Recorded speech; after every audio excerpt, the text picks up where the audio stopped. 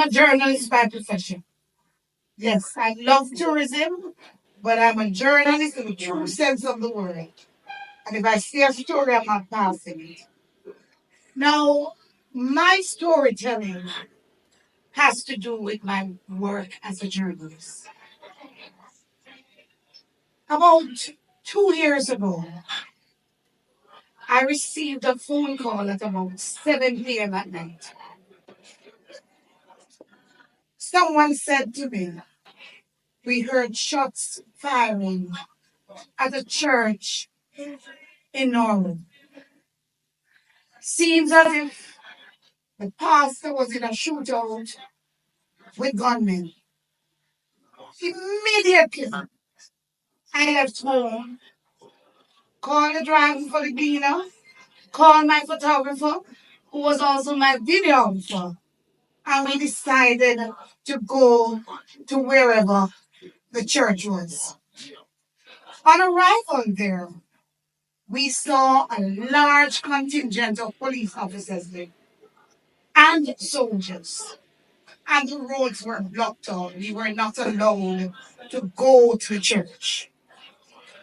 We were immediately, we felt that obviously the church was under attack, and the police and soldiers were there to help the pastor and his flock who were being attacked.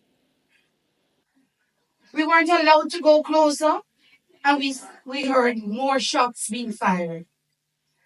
Hmm. By this time, many residents of the area had started coming out, and they had their stories about what had happened at the church.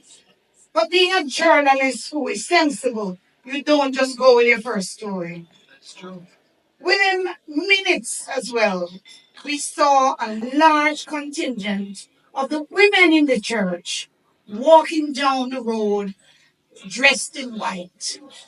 It's a church, a different type of church, right? Where the women are of a lower class. In other words, the men in charge, the women are very obedient. So they were walking down the hill with their children in their hands. Let me tell you, it was a sight to see because it was very, very dark. And only the soldiers and the police were in that area. By this time, we decided to file a story on the shooting. The first story that we filed was incorrect. So we immediately pulled the story when we heard that there were about 3 people who had died at the church. By then, the neighbors were telling us that it was a cult movement. I hope you know what church I'm talking about by now. I'm talking about the Kevin Smith saga, where a number of people were being sacrificed. There was an ark, there was a pastor and his flock, and the police and soldiers in the area at the time. Now listen to me. We broke that story and we were the first members of the media to be there. There were no other media houses. So we broke the story. We stayed there until about 1 a.m., maybe 2 a.m.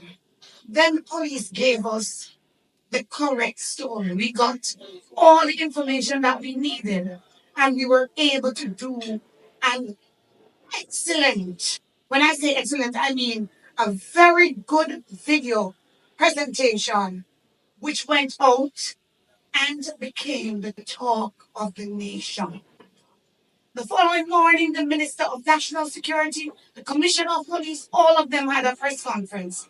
And when we got to the area where the church was and realized what had happened, how many people were being sacrificed, etc. When I looked on the ground and I saw the blood-stained concrete, the first thing that came to mind was to write about the blood-stained concrete and what I saw as a journalist.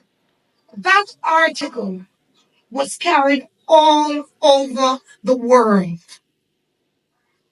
I also did a number of follow-up articles. We would also end up at the pastor's home after he was arrested.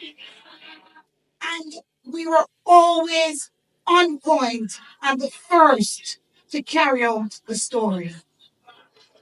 I had to leave Jamaica to go overseas to cover another story. While in New York, I found out that there was another person who had been badly affected by the same pastor. This is a woman who came to Jamaica on vacation, stayed in his villa, and was locked in the villa by the pastor. I decided to search her out. And I did an interview with her via Zoom. That interview garnered over 500,000 viewers on social media, on YouTube, elsewhere in the world. But you know what happened?